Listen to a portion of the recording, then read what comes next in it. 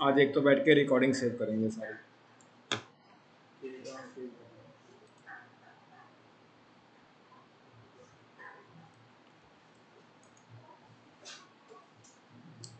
तेरह सैटरडे, उसके बाद क्लास लगी होगी सीधा 16 को।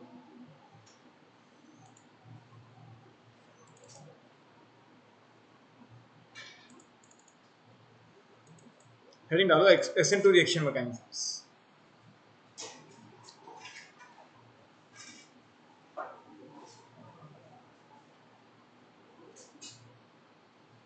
क्या हुआ?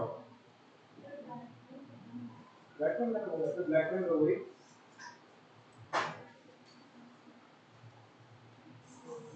देखा है इसे?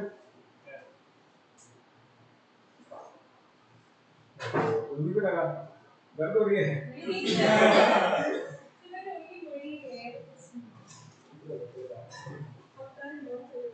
पक्का नहीं भी चलेगा ये नहीं, चला के देख लो, लग के ऊपर है ये। किसी किसी बच्चे के पास चलता है, किसी किसी के पास नहीं जाता। सर जो अभी इसने पहन दिए वो भी चल रहा है।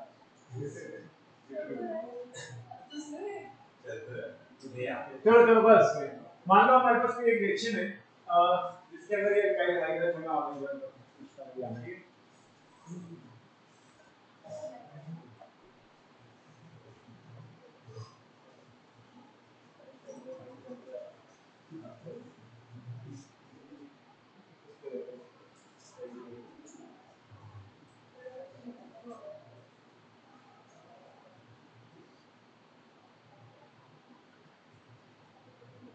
आज क्लास 5:30 बजे तक करेंगे, जब तक आप फिजिक्स। अरे फिजिक्स भी तो ही 5:30। अरे 5:30 कह सकते हैं, 5:06 से पहले नहीं आएंगे।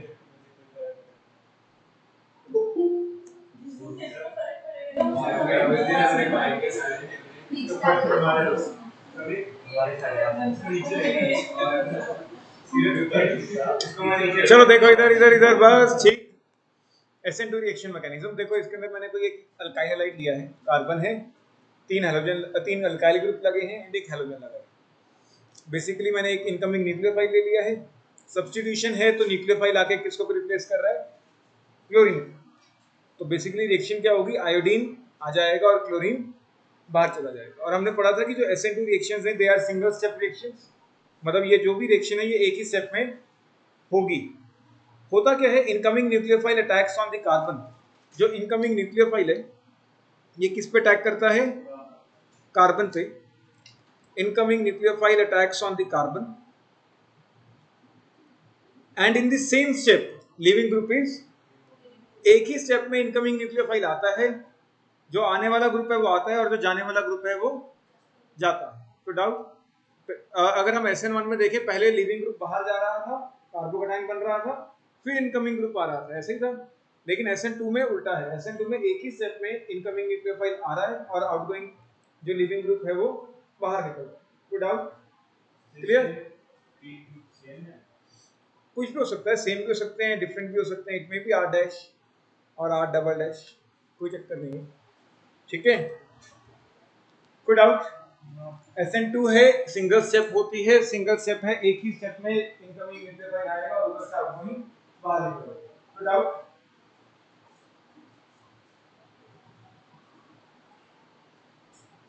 और कोई डाउट?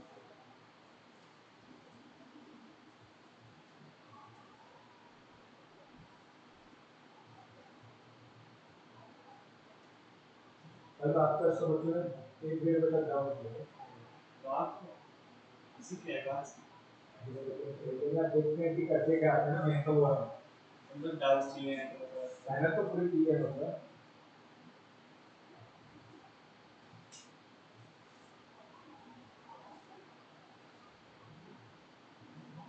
करे हमें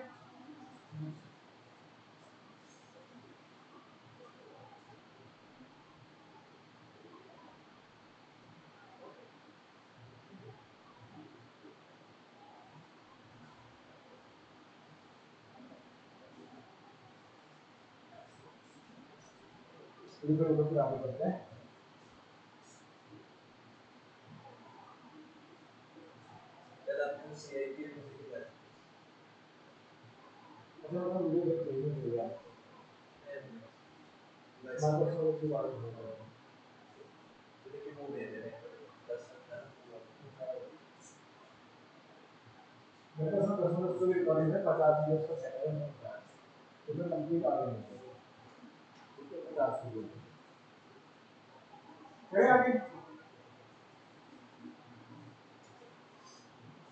बेसिकली इनकमिंग न्यूक्लियर फाइल आ रहा है और आउटगोइंग बाहर निकल रहा है, ठीक है।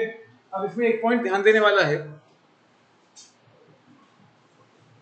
Incoming nucleophile attacks from the back side with respect to leaving group, मतलब ये बाहर जाने वाला ग्रुप है, तो जो आयोडीन है वो सामने से आके अटैक नहीं करेगा, आयोडीन कभी भी सामने से आके अटैक नहीं करेगा, ये तो सेम साइड हो गया ना, तो कभी भी आयोडीन सेम साइड से अटैक नहीं करेगा, वो कहां से आके अटैक करेगा, बैक से।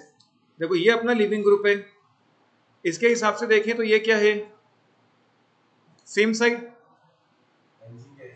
लिविंग ग्रुप, ठीक है। लेकिन ये वाली साइड देखें तो आयोडीन कहां से आ रहा है, बेसिकली बैक साइड से। किसके बैक साइड से, लिविंग ग्रुप के हिसाब से, जो बाहर जाने वाला है। बाहर जाने वाला कौन है, क्लोरीन, ठीक है। तो इनकमिंग बैक साइड से अटैक कर रहा है, कोई डाउट? हाँ बेसिकली SN1 में तो बाहर निकल जाता है ना, तो प्लेनर बन जाता है, तो ऊपर से भी अटैक हो सकता था और नीचे से भी, लेकिन यहाँ पे क्या है, एक ही साइड से अटैक होगा, क्योंकि इस तरफ तो ये लगा हुआ है ना पहले से, तो इस तरफ से अटैक करना क्या है, मुश्किल, बैक साइड से आके इसको बाहर निकालना पड़ेगा, कोई डाउट? तो बेसिकली होता क्या है, आयोडीन आके एक तरफ से बॉन्ड बनाने लगता है। देखो आयोडीन किसके साथ बॉन्ड बनाने लगा, मैंने 3 R ग्रुप इसके आसपास अरेंज कर दिए, ठीक है। इधर से आयोडीन बॉन्ड बना रहा है, उधर से क्लोरीन बॉन्ड तोड़ रहा है, तो ये कौन सी स्टेट हो गई, ट्रांजिशन, कोई डाउट? फाइनली आयोडीन लग जाएगा, आयोडीन इस साइड से आया था, तो इस साइड पे आयोडीन लग गया, और इस R ग्रुप को अपनी जगह शिफ्ट करनी पड़ेगी। ध्यान से समझो इधर 2 मिनट, आयोडीन इस साइड से आया था, तो यहाँ पे दो ग्रुप इकट्ठे नहीं रह सकते, तो इसने R को उधर भेज दिया, R कहाँ चला गया, देखो दूसरी साइड चला गया है, और आयोडीन यहाँ लग गया है, कोई डाउट? और Cl बाहर आ, कोई भी दिक्कत? हाँ बेसिकली आयोडीन इस साइड से आ रहा था ना, तो आयोडीन तो यहीं लगेगा, लेकिन R को फिर अपनी जगह शिफ्ट करनी पड़ेगी, वो कहाँ चला गया है, क्लोरीन की जगह, मतलब एक तरह से इन्वर्जन हो गई, पहले क्लोरीन इधर था, अब आयोडीन इधर लगा है, पहले R इधर था, अब R कहाँ चला गया है, दूसरी साइड चला गया है, तो एक तरह से यहाँ पे क्या हुई है, इन्वर्जन। एंड इसी इन्वर्जन को हम क्या बोलते हैं, बेसिकली अगर पहले R था तो अब क्या बन जाएगा, S। ध्यान से देखो, पहले यहाँ H था, अब H कहाँ चला गया है, यहाँ, Cl बाहर निकल गया, और Cl की जगह किसने ले ली है, आयन। लेकिन आयन ने आके अटैक कहां से किया होगा, बैक साइड से, आयोडीन यहीं लगेगा, और हाइड्रोजन जो पहले लगा हुआ था उसको अपनी जगह शिफ्ट करनी पड़ेगी, कोई डाउट? तो इन SN2 रिएक्शन स्टीरियोकेमिस्ट्री या configuration of reactant is inversed. This inversion is known as Walden inversion. ऐसा कुछ नहीं है, बेसिकली जहां से ये लिविंग ग्रुप है ये बाहर जा रहा है, ठीक है, हेलोजन बाहर जाएगा ना, अल्काइल हैलाइड की सब्स्टिट्यूशन कर रहे हैं, तो लिविंग ग्रुप बाहर जा रहा है, और जो इनकमिंग न्यूक्लियर फाइल है वो बैक साइड से आ रहा है। जब ये यहाँ लगेगा तो हाइड्रोजन यहाँ पे है पहले से, हाइड्रोजन अपनी जगह शिफ्ट कर लेगा और यहाँ आ जाएगा, कोई डाउट? तो बेसिकली पहले क्लोरीन यहाँ था, अब आयोडीन कहाँ लग रहा है, नहीं समझ आ रहा, किस किस को समझ नहीं आया, सबको क्लियर? देखो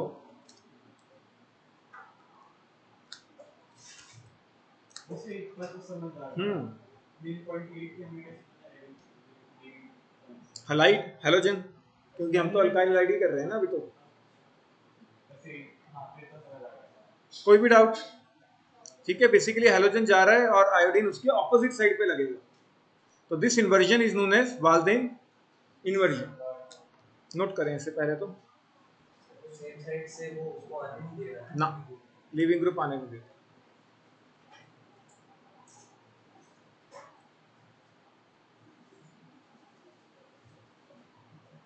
कोई डाउट? क्या समझ आया?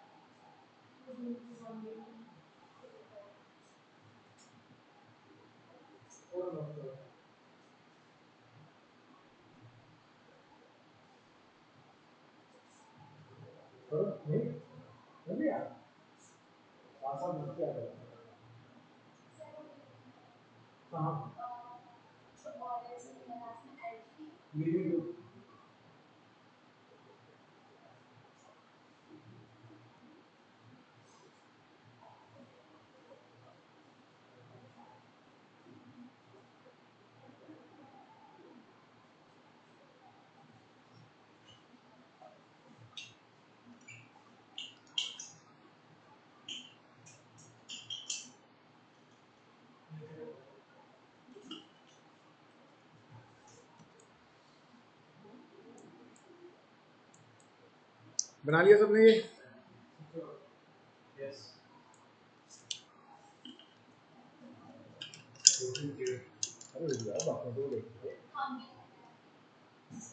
हाँ, ऊपर वाला लिखा भी, नीचे वाला लिखना है ना, फिर भी रुक जाएगा।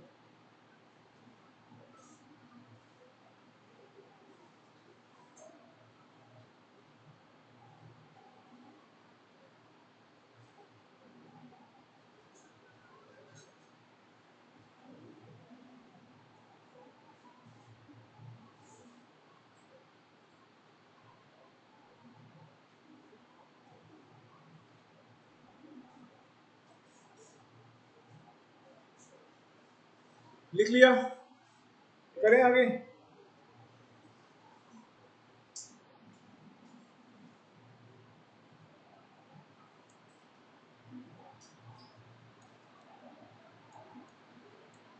ऋषिता, तुम्हें कुछ समझ आ रहा है या नहीं?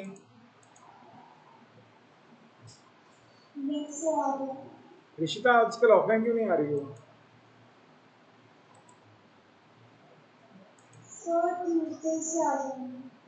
ठीक है, ट्यूसडे को हमारा एक टेस्ट भी है कोऑर्डिनेशन का, क्लास के बाद।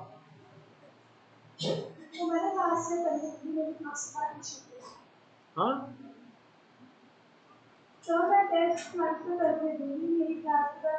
ठीक है ठीक है ठीक है, क्लास से पहले करो।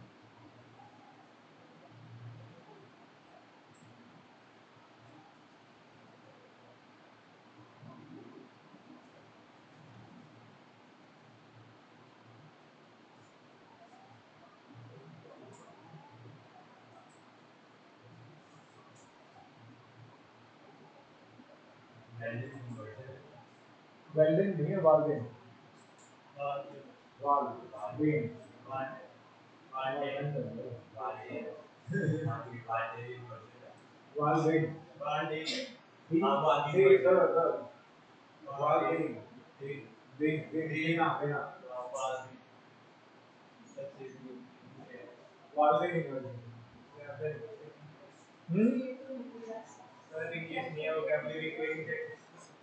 पता नहीं, बोलते ऐसे ही है वाल्डेन इन्वर्जन, बाकी पता नहीं।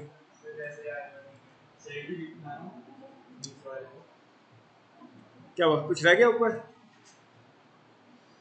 अच्छा देखो, अब बैक साइड अटैक का हुआ, फिर से निकलना तो इसमें आयोडीन ने बाहर ही है ना, हाइड्रोजन ने तो बाहर जाना है, तो जितनी जल्दी ये बाहर जाएगा उतना अच्छा क्या है, रिएक्टिविटी हो जाएगा। तो आयोडाइड सबसे जल्दी रिएक्ट करेंगे क्योंकि इसका बॉन्ड क्या है, वीक। इसका बॉन्ड सबसे स्ट्रांग है, तो इसकी रिएक्टिविटी क्या होगी, सबसे कम। कोई डाउट? नोट कर लो ये सब चीजें।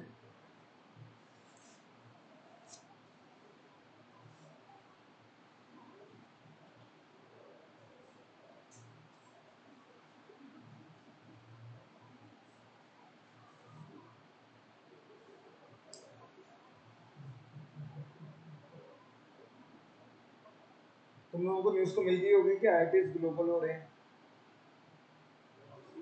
नहीं पता? आईआईटीज ग्लोबल हो रहे हैं, तकरीबन 10 कंट्रीज में आईआईटीज खुल रहे हैं। उन 10 कंट्रीज के नाम सिलेक्ट हो चुके हैं।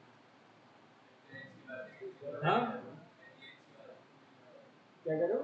ये अच्छी बात है। पहले सिर्फ इंडिया में एडमिशन के लिए मिलता था ना, अब 10 कंट्रीज ऐसी हैं जो आईआईटीज को अप्रूवल दे रही हैं, और 10 कंट्रीज में आईआईटी खुलेंगे, और उसमें 20% सीट्स इंडियन स्टूडेंट्स के लिए रिजर्व होंगी हर एक कंट्री में। कंट्रीज काफ़ी हैं, 10 की लिस्ट आई थी मुझे याद है, उसमें मेनली जो मेन कंट्रीज हैं सारी थी। ऑस्ट्रेलिया है उसके अंदर, ठीक है, कनाडा उसके अंदर है, यूएस उसके अंदर है। हाँ, मतलब सारी हैं जो मेन हैं, वो सब हैं। 10 की 10 कंट्रीज ने अप्रूवल दी है।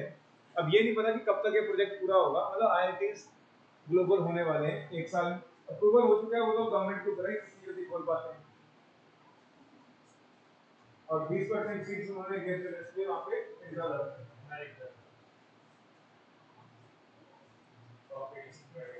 कंपटीशन कम हो गया है, सीट्स बढ़ गया। देखो फॉरेन का खर्चा ऐसा होगा कि वो हर कोई पेरेंट अफोर्ड नहीं कर पाएगा, सीधी सी बात है, ठीक है।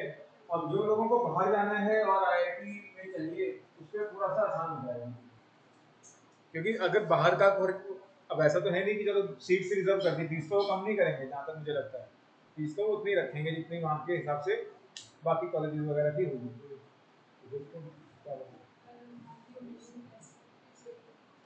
एडमिशन तो जेई से ही होगा, ये तो क्लियर है। जब जेई का पेपर ग्लोबल हो जाएगा, बाहर वाले बच्चे भी जेई का पेपर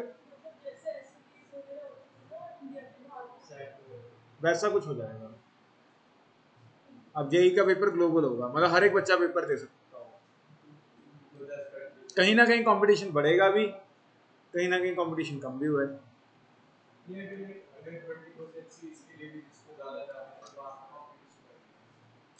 हाँ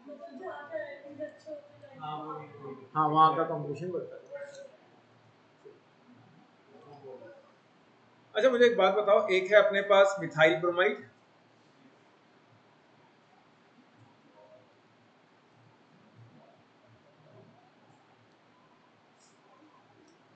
एक है इथाइल ब्रोमाइड,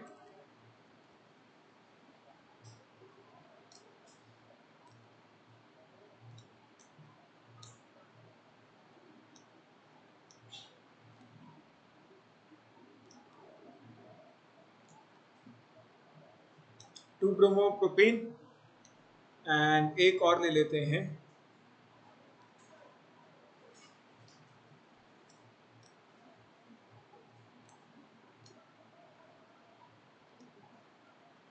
मैंने इन सबको अरेंज करना है in decreasing order of their reactivity towards SN2। कौन जल्दी रिएक्ट करेगा और कौन लेट रिएक्ट करने वाला है। यहाँ कार्बोकेटाइन नहीं बनता। हाँ, 1 2 3 4 उल्टा कर देंगे, ये भी कमाल। 2 4 3 1, ऐसा क्यों? 2 पहले क्यों और 4 बाद में एकदम से क्यों, ऐसा क्या? कुछ नया? फिर 1 पहले लेके आते ना, अगर उस हिसाब से देखें। उल्टा करा तो पूरा उल्टा करो ना। अनन्या बताएगी क्यों, अनन्या नहीं पहले वाले का बॉन्ड स्ट्रॉन्ग है। ये किसने कहा? ये तो मैंने कल भी समझाया था कि कार्बन ब्रोमीन बॉन्ड सब में इक्वल स्ट्रेंथ पे रहेगा।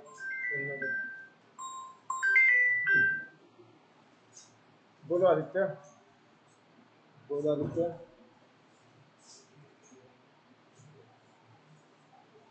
क्यों? चलो मैं देखता हूँ, मैं अभी फिर से क्लास में हूँ। चलो मैं मुझे अपनी ईमेल आईडी व्हाट्सएप पर।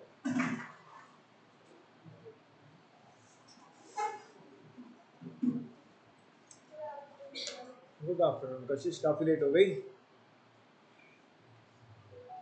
चलो कोई बात नहीं, ऐसे तो सीरत समझा देगी तुम्हें सब कुछ, ठीक है। अभी मेन टॉपिक चल रहा है, SN2 कर चुके हैं, ठीक है।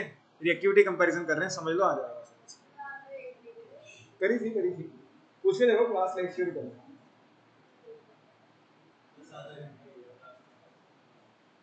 आधा घंटा काम हुआ, 15-20 मिनट हुआ अभी तो, 15 मिनट। चलो रिएक्टिविटी से शुरू करना था वैसे भी, ठीक है, तो समझ आ जाएगा, कुछ दिक्कत नहीं। क्वेश्चन ये है कि जैसे हम कल SN1 में रिएक्टिविटी कर रहे थे ना, कि कार्बोकेटाइन बना के चेक कर रहे थे, अभी SN2 चल रहा है। SN2 में मुझे पता करना है कि कौन जल्दी रिएक्ट करेगा, कौन लेट रिएक्ट करेगा। सीरत कुछ आइडिया? सेम ही रहेगा, मतलब जैसे SN1 में करते थे वैसे ही करेंगे। हाँ वितरण भी 1 2 3 4।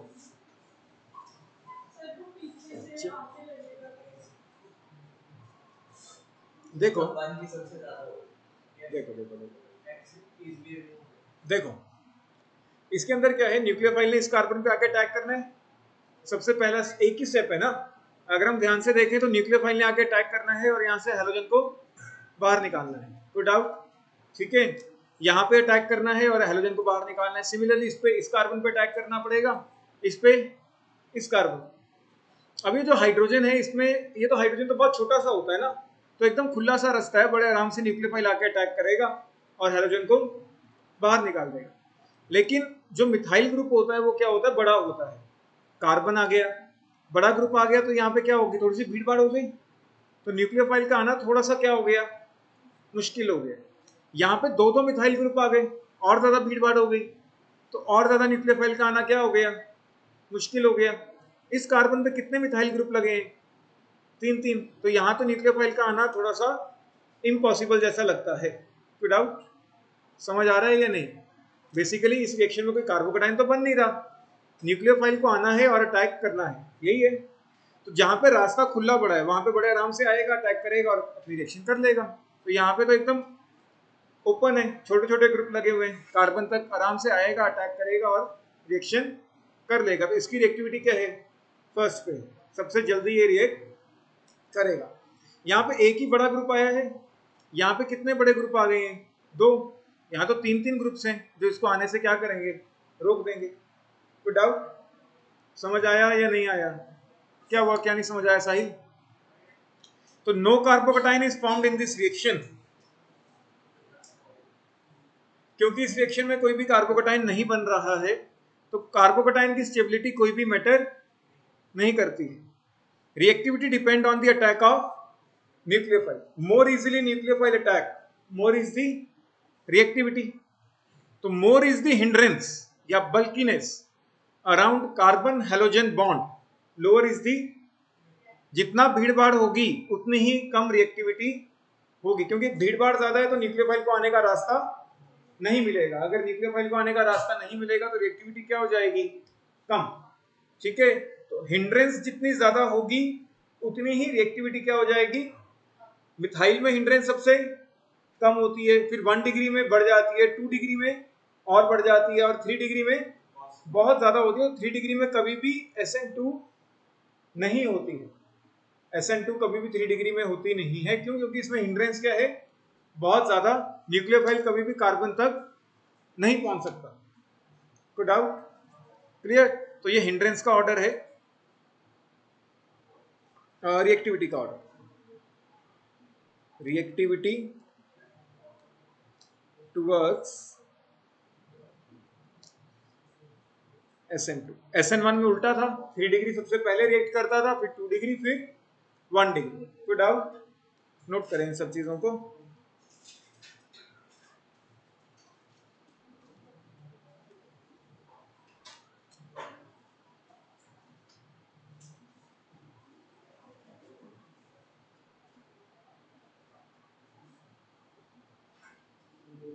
समझ आया ना? कैसे थोड़ा थोड़ा आ गया ना? हाँ बता रहा मैंने वो कैलकुलेट किया है, मैंने पिछले हफ्ते 10 मिनट पहले शुरू किया था, तो जब तक तुम आओगी तब तक हम इतनी दूर तक पहुंच गए होंगे, लेकिन तुम थोड़ा सा और लेट हो गई हो।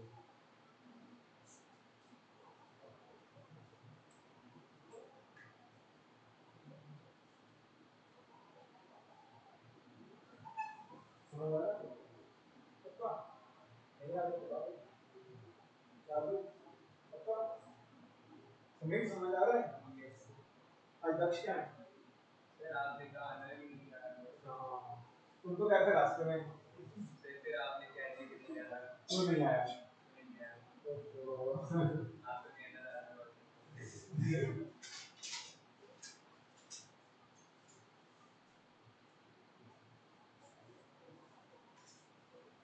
ऋषिता को डाउट्स?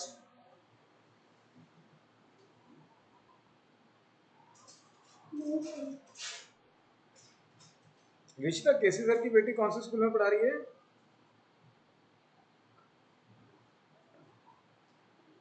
क्या सर? केसी सर की बेटी है, वो कौन से स्कूल में पढ़ाती है? किस स्कूल में पढ़ाती है वो, कुछ आइडिया है? नहीं सर, मेरे को तो नहीं पता।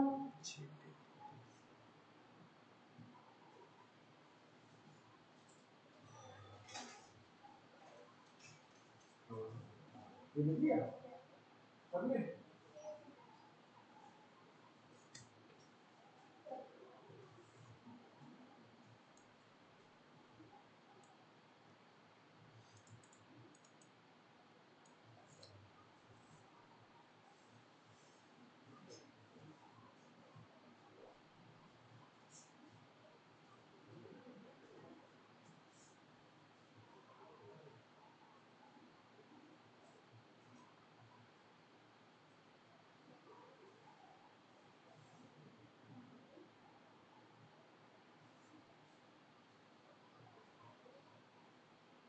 अभी तक रात को बात हुई थी,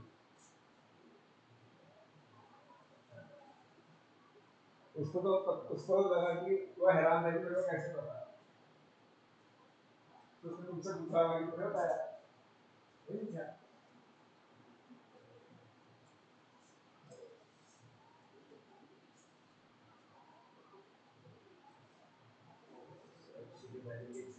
हाँ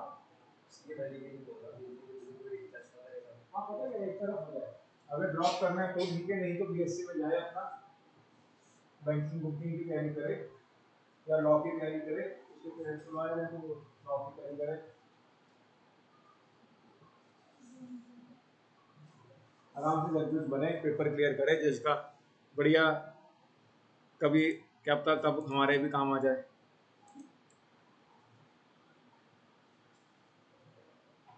अगर तुम में से कोई जज या ऐसा वकील वकील बनता है तो जरूर बताना, ठीक है? कई बार काम पड़ता रहता है। तुम्हारे पापा को तो लॉयर है ना शायद, है ना? हाँ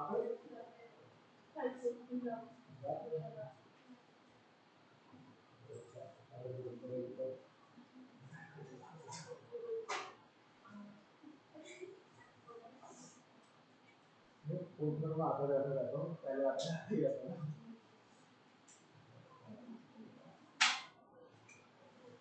करें आगे?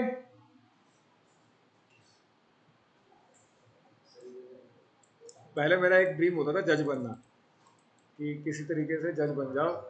मेरी फैमिली चाहती थी कि मैं मतलब जज बन जाऊँ, टीचिंग टूचिंग छोड़ के। उन्होंने तो मुझे अब भी कहा, कह रहे कि अभी भी मौका है, अभी भी एज कुछ ज़्यादा नहीं हुई है, तो जज बन जा किसी तरीके से। तो मैंने कहा कि जुगाड़ तो लगाना पड़ेगा कोई ना कोई। अरे बहुत तरीके होते हैं।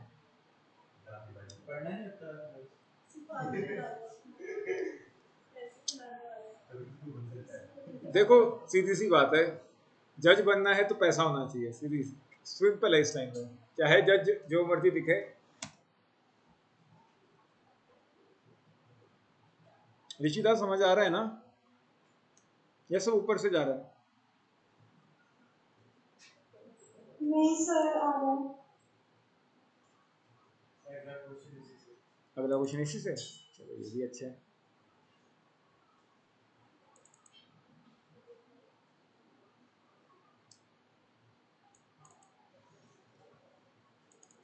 ओके, प्लस टू भी खोलनी थी, हम तो प्लस वन पे आ गए। सेजल क्यों नहीं आ रही? सेजल आ रही है शादी में, कल तो उसने शादी में गई थी, उसकी फ्रेंड की शादी थी।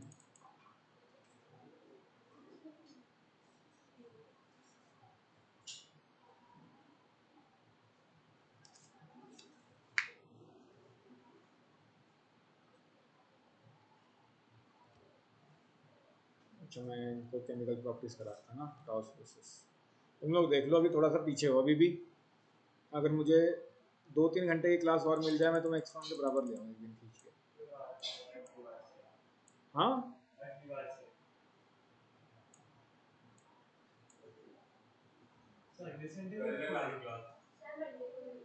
कल कितने बजे आते हो कल? 2 मिनट, 2 से 5।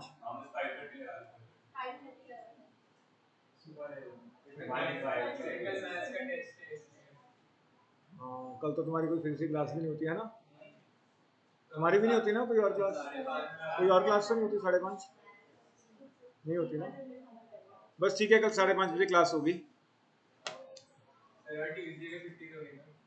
यस यस यस, ट्यूसडे छुट्टी दे देंगे, तुम कल आओ तो सही। ट्यूसडे को टेस्ट लेंगे बस, सिर्फ टेस्ट लेंगे बस। क्लास वाले टाइम पे ना? हाँ, क्लास बस रिकॉर्ड कर लिया सर। अब करना है।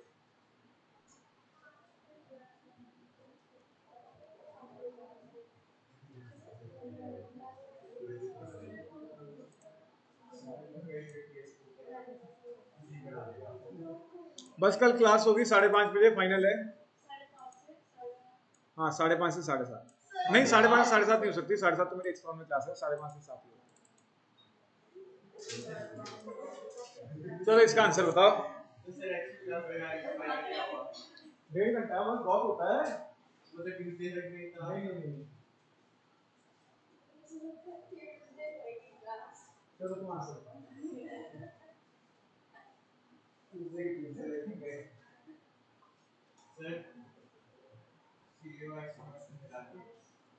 नहीं नहीं, स्ट्रक्चर का आइसोमर होगा ना, स्ट्रक्चर उसकी में तो आता नहीं।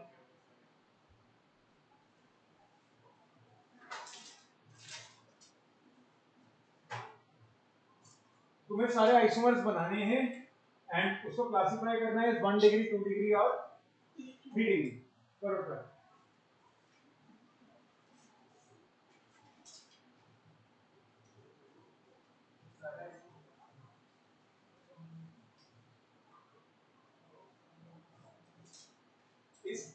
इस कंपाउंड के मोनोक्लोरो डेरिवेटिव्स कितने बनेंगे?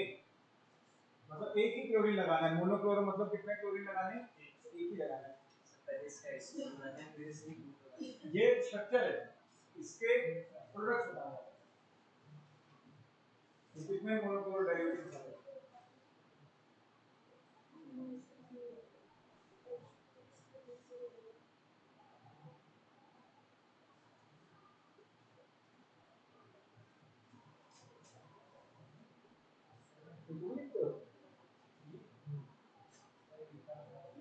सर तीन सर चार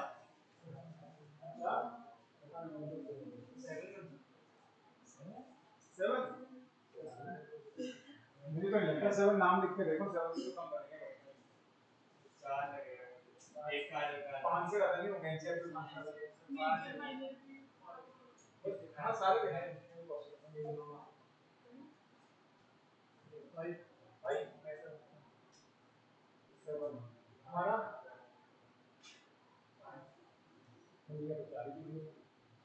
हाँ तो एक ना पेंटियड ऐसे हाँ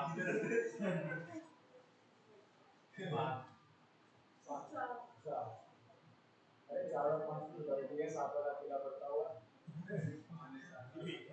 कैसे इजी बने तनवीर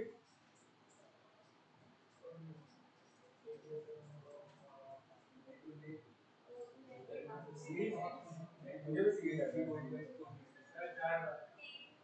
7 7 पे आ गए तो इतना बड़ा शब्द कैसे 32 से 2 बार प्लस कर रहे श्रुति हाँ नहीं सर 5 हो गए चलो देखो पहले तो इसका स्ट्रक्चर बना लेते हैं CH3 दो बार एक कार्बन से लगाना है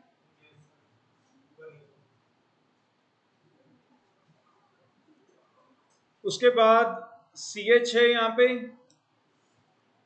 CH2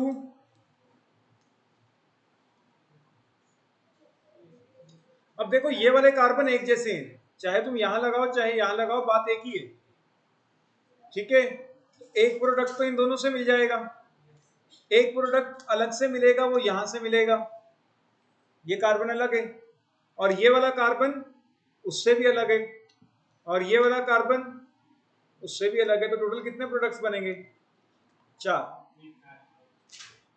स्ट्रक्चरल आइसोमर्स बोला था स्टीरियो नहीं 4 प्रोडक्ट्स कोई डाउट क्लियर या नहीं आइसोमर्स बना लोगे सारे प्रोडक्ट्स बना लोगे तरणवीर कोई डाउट हाँ दोबारा बनाओ देखो एक तो ये वाला प्रोडक्ट है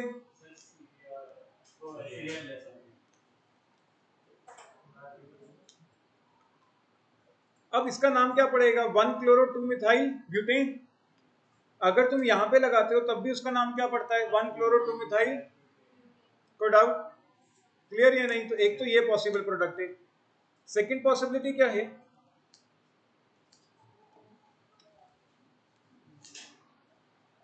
तो इस कार्बन पे क्या लगाओ क्लोरीन एक डिफरेंट पॉसिबल प्रोडक्ट मिलेगा ना 2 क्लोरो 2 मिथाइल ब्यूटेन अगली क्या पॉसिबिलिटी है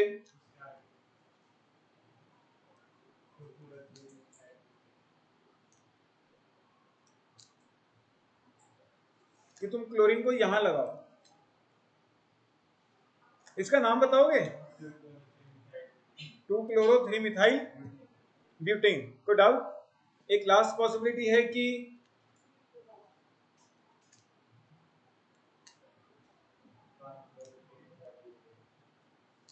यहां लगा दिया जाए तो ये बनेगा 1 क्लोरो 3 मिथाइल बिल्कुल अलग ही है कोई डाउट तो 4 प्रोडक्ट्स स्ट्रक्चरल आइसोमर्स के हिसाब से वैसे कितने बनते हैं हाँ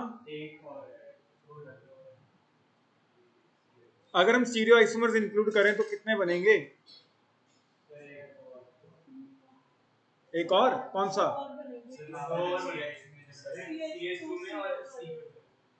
CH2 पे यहाँ वाले पे दोनों में बनेंगे सिर्फ इसमें बनेगा क्योंकि सिर्फ ये कायरल बनता है और कोई कायरल ये तो CH3 सेम है ना तो अगर हम स्टीरियो आइसोमर्स को इंक्लूड भी करें तब भी कितने बनेंगे 5 कोई डाउट और अगर सिर्फ स्ट्रक्चरल की बात करें तो कितने बनेंगे 4 और अगर हम क्लासिफाई करें ये 1 डिग्री है महक ये कैसा हाइलाइट है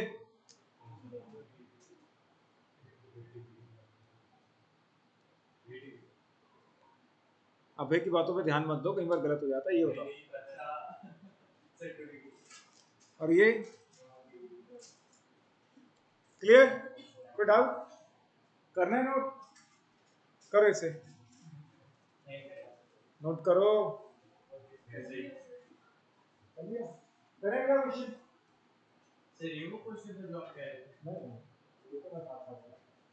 मेरे ख्याल में हाँ तब ये कराया नहीं, केमिकल प्रॉपर्टीज में यूज करूंगा मैं, अभी प्रिपरेशन करा रहा हूँ, प्रिपरेशन तक तो बड़े मजे मजे से निकलेंगे रिएक्शंस, कोई दिक्कत नहीं।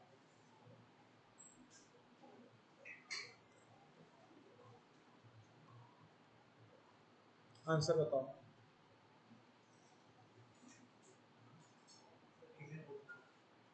रीजन पूछूंगा पहले, आंसर दो तो सही ना, फिर रीजन पूछूंगा उस हिसाब से।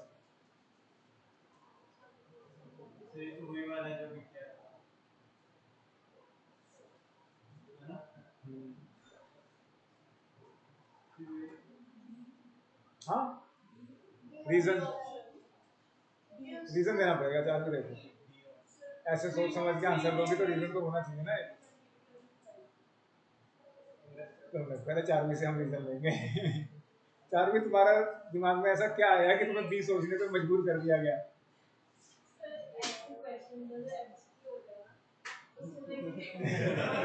अक्कड़ पक्कड़ पंपे को कर लेना चाहिए बी और सी में। हाँ हाँ बताओ।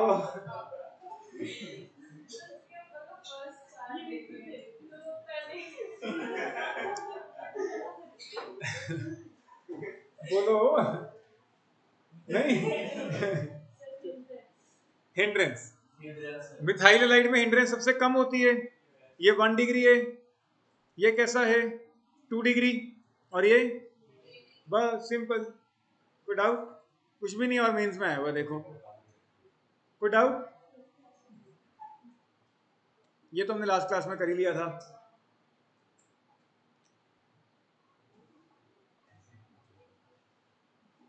ये भी बहुत सिंपल सा है, SN2 रिएक्शन दिया है, ये कैसा है 1 डिग्री, ये कैसा है, ये कैसा है, और ये मिथाइल।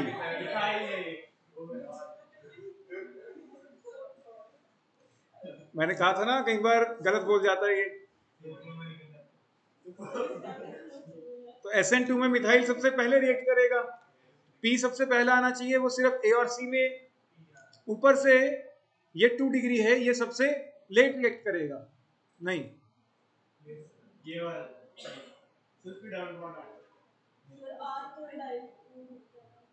ये अलाइल है, और ये 2 डिग्री है। देखो इसके बाद आर ही आएगा ना, सिंपल सी बात है, 1 डिग्री आएगा इसके बाद तो, ठीक है। तो ये अराइल है, और इसमें बल्कीनेस भी क्या है, कम। इसमें 1 डिग्री तो है, लेकिन बल्कीनेस क्या हो चुकी है, थोड़ी ज्यादा।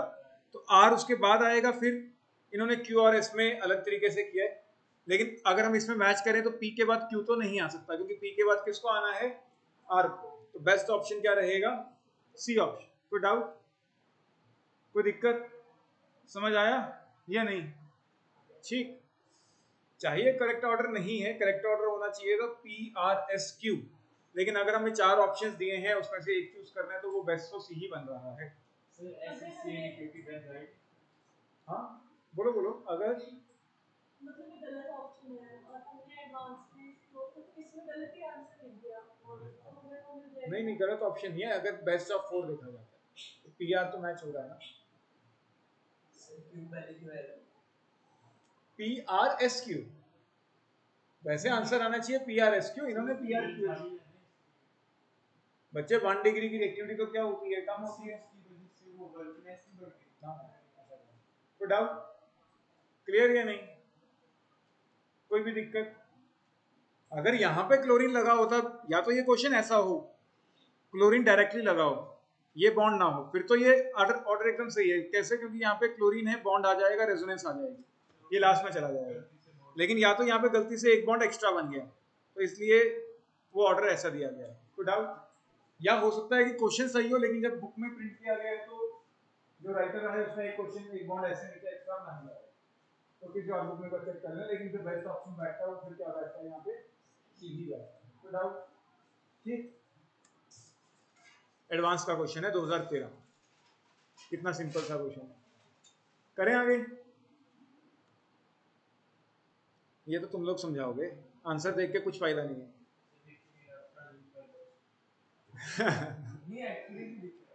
तो पता है ना, जब मैं जूम पे क्लिक करूंगा तो ये हट जाएगा और आंसर सामने आ जाएगा, इसलिए कह रहे हो।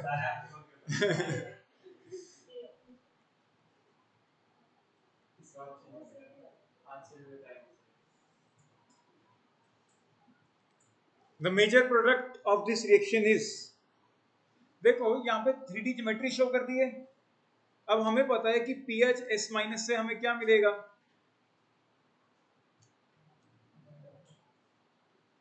इससे तो यही मिलेगा ना, पीएच एस माइनस और Na प्लस।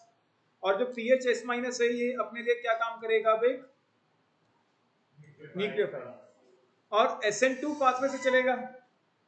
क्योंकि अगर हम ऑप्शंस देखें तो स्टीरियोकेमिस्ट्री के ऊपर क्वेश्चन है, ध्यान से देखो तो स्टीरियोकेमिस्ट्री के ऊपर क्वेश्चन है।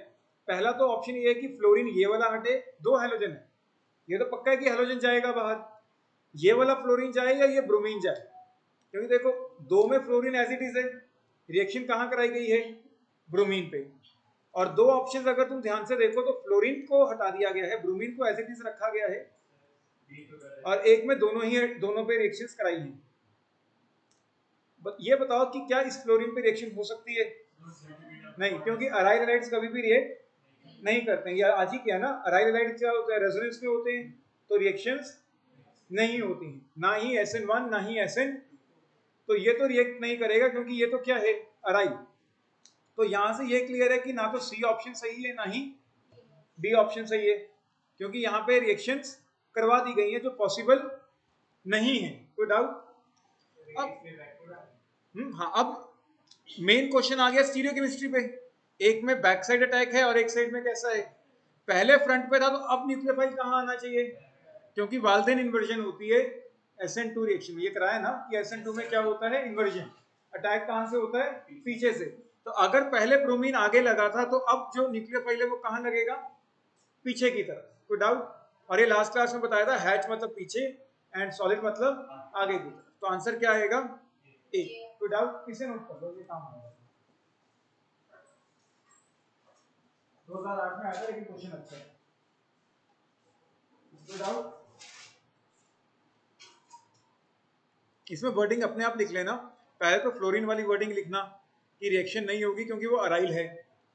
फिर ब्रोमीन के बारे में लिखना कि वो अबव द प्लेन है, तो हमारा incoming nucleophile below the plane जाकर अटैक करेगा, क्योंकि SN2 पाथवे से रिएक्शंस। अच्छा, मुझे कैसे पता कि SN2 से ही हो रहा है, SN1 से क्यों नहीं हुआ? प्रोटिक सॉल्वेंट, ये डाइमिथाइल फॉर्मामाइड एक नॉन पोलर सॉल्वेंट है, ठीक है, डाइमिथाइल फॉर्मामाइड एक नॉन पोलर सॉल्वेंट है। तो इसीलिए हमने ये कंसीडर किया कि ये रिएक्शन SN2 पाथवे से चलेगी। प्रोटिक तो वाटर और ये सब होता है ना, वाटर अल्कोहल, यहाँ पे वो चीजें नहीं है, तो SN1 तो नहीं हो सकता। तो 2-3 पॉइंट्स इकट्ठे नोट करने वाले हैं, और ध्यान से नोट करें।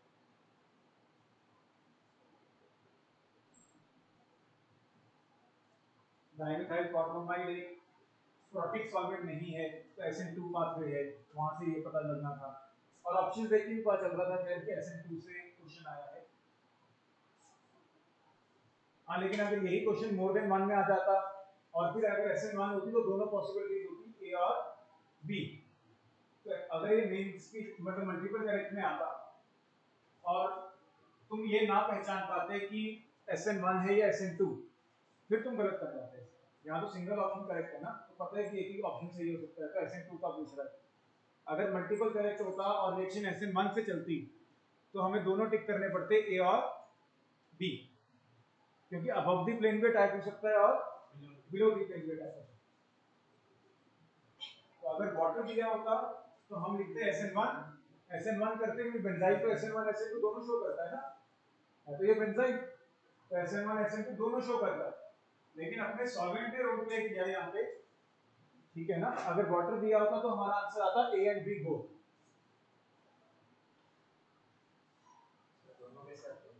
कार्बोकेटाइन बनता, फिर बिलो द प्लेन पे अटैक हो सकता था और अबव द प्लेन पे अटैक हो सकता था, सेम साइड पे भी लग सकता था और ऑपोजिट साइड पे भी लग सकता था। ये 2-3 पॉइंट्स नोट करने वाले हैं तब तो अपने मॉड्यूल में। सिर्फ प्रोडक्ट बनाना है तो प्रोडक्ट बना लो, चाहे ऑप्शन लिख दो ऑप्शन लिख दो, जैसे बात करें। क्लोरीन वाला लिखो कि क्लोरीन अटैक, क्लोरीन पे रिएक्शन नहीं होगी, क्योंकि ऐसे बहुत सारे क्वेश्चन है। लेकिन 2021 में भी सेम टाइप के क्वेश्चन आए, पर 2021 के क्वेश्चन नहीं है अभी, तो दोनों को दिखा रहा है। सेम क्वेश्चन आए होंगे 2021 में, मैंने अपने डाउट्स किया तो सेम क्वेश्चन आया हुआ है। उसमें क्लोरीन लगाया है, दूसरी साइड पे मेटाबॉलिज्म का ऐसा कुछ करके मैंने क्वेश्चन फ्रेम किया, सेम ऐसा ऐसा क्वेश्चन है।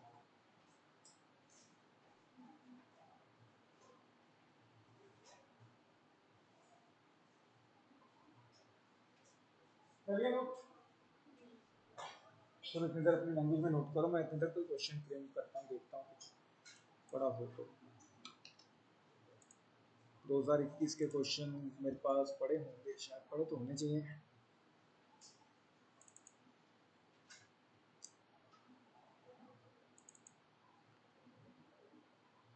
ऑर्गेनिक में कोई असाइनमेंट्स नहीं दूंगा, मतलब मैं खुद ही कराऊंगा जो भी कराऊंगा, ठीक है, क्योंकि ऑर्गेनिक में अगर असाइनमेंट दे दी तो तुम कुछ नहीं कर पाओगे।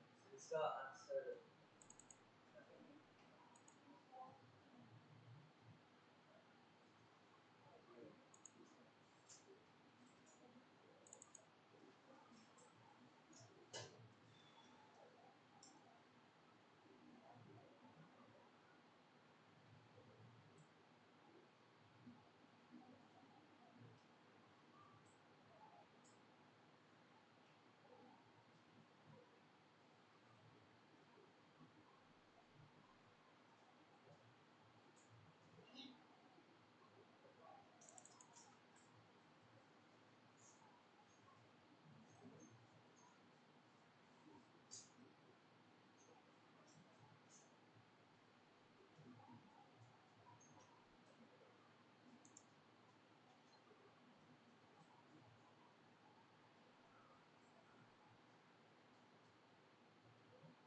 अच्छा, ये तो चैप्टर वाइज नहीं है ना, ये तो पेपर वाइज है, तो बाद में काम आएंगे।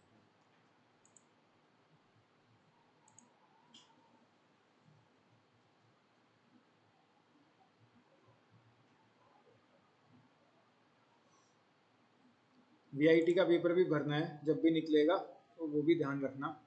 वीआईटी में एडमिशन बड़े आराम से मिलती है।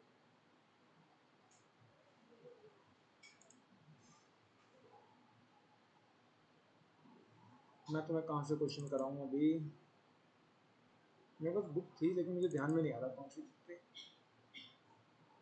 एम एस चौहान पढ़ी होगी, उससे करा देता हूँ। ऑर्गेनिक ऑर्गेनिक ये रही, एम एस चौहान।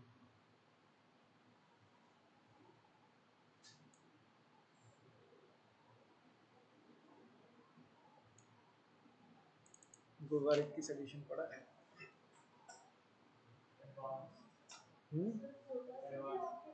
हाँ, मेरे पास तो बहुत कुछ पड़ा है। मेरे दोस्त बहुत जगह फैले हुए हैं। अभी अभी कल ही एक दोस्त ने ना फिजिक्स वाला ज्वाइन किया, वो मुझे भी बुला रहा था, कह रहा आजा। मैं कह नहीं, मैं यहीं ठीक हूँ, कानपुर।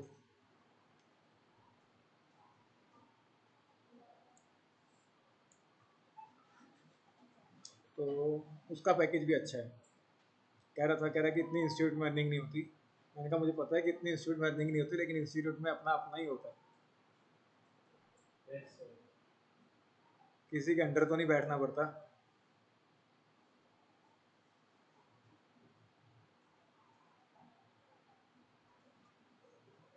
अल्काइल हलाइड्स पे जाना पड़ेगा ना हमें, आइसोमेरिज्म, ये आ गया।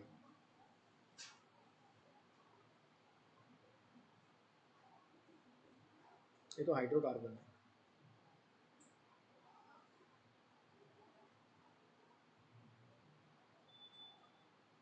खैर अभी तुम्हें रिएक्शंस ही नहीं आती होंगी ना इतनी, तो तुम्हें रिएक्शंस एक ही, अभी तो एक ही तो कराई है। चलो कोई बात नहीं, आगे करते हैं पहले रिएक्शन। जब कुछ मल्टीपल रिएक्शंस हो जाएंगी फिर ही क्वेश्चंस करने का फायदा है। टाइम हो गया?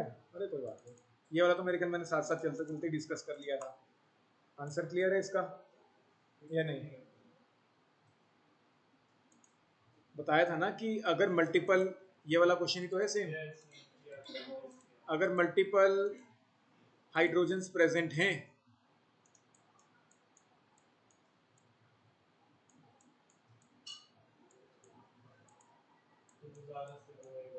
हाँ, जो ज़्यादा स्टेबल होगा तो उस पर रिएक्शन हो जाएगी। ये वाला सेम ही तो क्वेश्चन है।